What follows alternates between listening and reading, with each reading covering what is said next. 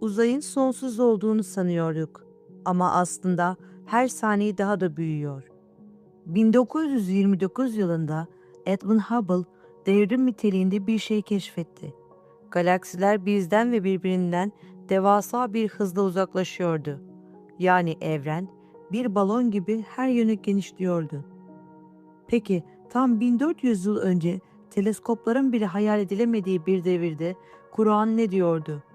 Zariyat suresi 47. ayet: "Göğü biz çok sağlam bir şekilde bina ettik ve şüphesiz onu biz genişletmekteyiz."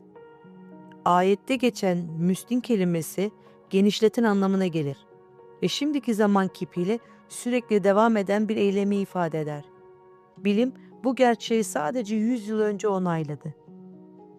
Bu kadar net bir ifade bir tesadüf olabilir mi?